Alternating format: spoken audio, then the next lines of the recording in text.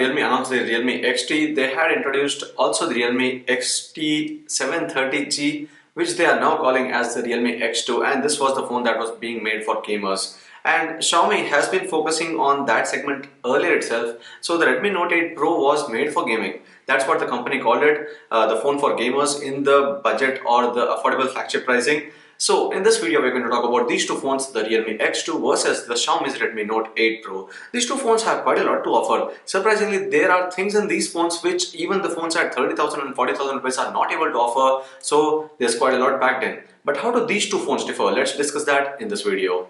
Starting with the design, both the phones have a glass back. No compromise on either of them. There's a glass back with the Corning Gorilla Glass 5 protection so that there's at least some protection or a kind of a psychological feel that okay, the phone's not going to break easily. And with the design or the gradient finishes on both of them, it's quite similar again. There are color options on both of them. There are multiple of them on the Redmi Note 8 Pro, and there's also white, which I actually like much more than the other colors. This green on the Realme X2 seems to be a bit more refreshing and different, and it looks a bit better because it's not the straight gradient, and here it's a complete different kind of a gradient finish on the Redmi Note 8 Pro, but again it's totally on the personal choice. And for me, I would say that the center rocking on the Redmi Note 8 Pro, though both of them are not good with that aspect where if you place it on a flat surface, both of them would rock a lot. But the center rocking on this one is better than the Realme X2 where it rocks towards one side when you're using the phone on a flat surface. So it's annoying in a way on both of them, but still it seems a bit better on the Redmi Note 8 Pro. Display wise, both have again large displays. In this age, if you see phones that have smaller displays, it would be kind of a surprise because most of them have crossed the limit of 6.2 inch or 6 inch. So it's 6.4 inch Super AMOLED display on the Realme X2 while it's a 6.53 inch IPS LCD on the Redmi Note 8 Pro. So you might have already made a clear choice whether you like this or that, because Super AMOLED usually is a choice for anyone who is getting the same phone at almost the same price when compared to the other one. But I'd say that the Redmi Note 8 Pro isn't bad with the display either. It's IPS LCD, accepted. But the Redmi Note series is the one series that I have always said that the displays don't seem bad at all even though they are IPS LCD. So I would say again it's a personal choice for you, though AMOLEDs have their own ways of, their own advantages. Again, it's not just the color output but also the battery saving. If you are using dark wallpapers, they would save more battery for you. But in the end, again, it depends on your personal choice. Both of them have the Gorilla Glass 5 protection, both of them have the notch on the top and the same Full HD Plus resolution of 1080 into 2340 pixels. But it's Super AMOLED on the Realme X2, it's IPS LCD on the Redmi Note 8 Pro.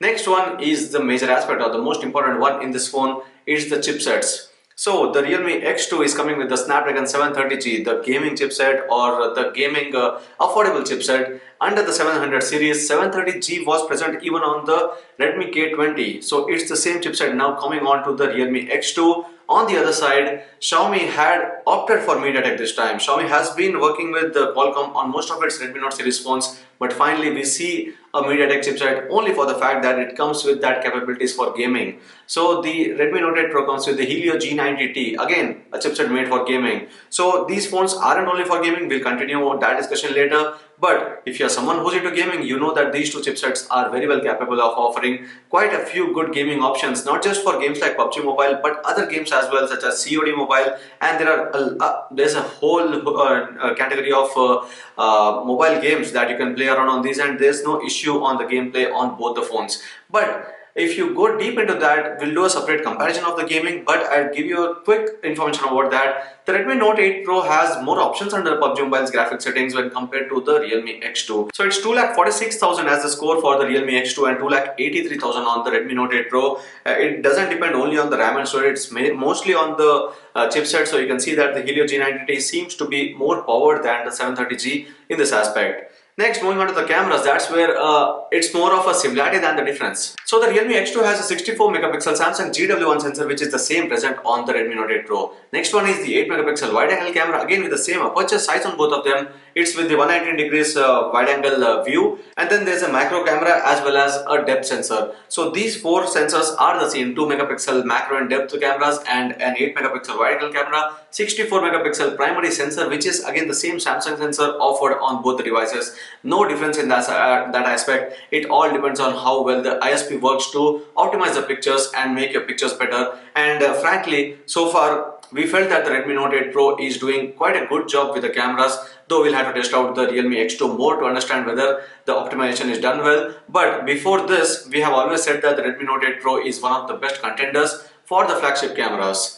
And on the front as well, there's a 20 megapixel selfie camera on the Redmi Note 8 Pro, while there's a 32 megapixel selfie camera on the Realme X2, which is quite a small space being used on the front for the camera, but still there's a 32 megapixel sensor offered for the selfies on the Realme X2. Next, with the battery, it's a 4000 mAh battery given on the Realme X2, while it's a 4500 mAh battery. So the battery capacity is actually increased from the previous Redmi Note phones, while Realme has maintained the same 4000 mAh battery. That is more to keep the phone smaller than the Redmi Note 8 Pro, or not just with this phone, but to keep it more comfortable. It's even slim enough to hold and use comfortably, but there's a 4000 mAh battery. But for someone who cares about this, you know that this comes with a 30 watt fast charging. So 30 watt is going to charge your phone in less than 2 hours, which is the time being taken by the Redmi Note 8 Pro to charge itself, with a larger capacity of course, and also with a slower charging when compared to this one. 18 watt is not bad at all. The battery life, even though the Redmi Note 8 Pro is going to be a bit better, the battery charging or the charging speeds are much better on the Realme X2. So in the end, again, it depends on whether you want a phone to last longer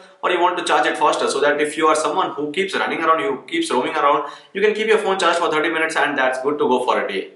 And next, moving on to the security options, the Realme X2 has the in-display fingerprint sensor. So there's no fingerprint sensor on the back. You can see it's plain flat with the cameras, while the Redmi Note 8 Pro has the fingerprint sensor a part of the camera module itself. So if you're holding the phone this way, you can easily use this one. Otherwise, if you're someone who's into the latest technology, who needs something that is much more advanced, and in the recent times, you can see that this is the newer solution, the in-display fingerprint sensor, which actually works very well on the Realme X2. Next is the last aspect, the user interface, where it's again a personal preference. It's MIUI 10 based on the Android 9 Pie, while it's ColorOS 6.1 based on Android 9 Pie. Both the phones are going to get the Android 10 update, and again it would be their own updates, ColorOS and MIUI. ColorOS 7 is going to be introduced on the Realme X2, while it's going to be MIUI 11 based on Android 10 on the Redmi Note 8 Pro, but that's going to happen soon. They are not right now on Android 10. And with the user interface, you know, ads versus no ads, and who knows, in future Realme also might introduce ads. So that's not one topic that I would want to focus on, because it's again dependent on what the company is going to offer in the future. Who knows, MIUI might remove the ads and ColorOS might introduce them. So for now, I would say that MIUI has those ads, and it's not just about the ads, it's about the experience that you get when you're going into the settings. You know what all features are being offered. Both the phones have quite a lot to offer. There are a lot of gesture features that you would miss out on the regular stock Android phones. So these both are heavily powered with the features there. Otherwise, again, it depends on your personal preference on which UI you want to go with. But I would say that should not be your final preference. You should rather go to see which is offering a better performance, which phone is offering a better battery life and charging speeds, which phone is offering a better camera performance. So that's it in this comparison. You should stay tuned for the camera comparison and also the gaming performance of these two phones. We'll also be doing a battery drain and charging test for you to check out separately. But in this video, that's it about the comparison of the Realme X2 and the Xiaomi Redmi Note 8 Pro. I hope you like this video. If you do, share and subscribe to Gizmo Times for more. Thanks for watching, and see you next video.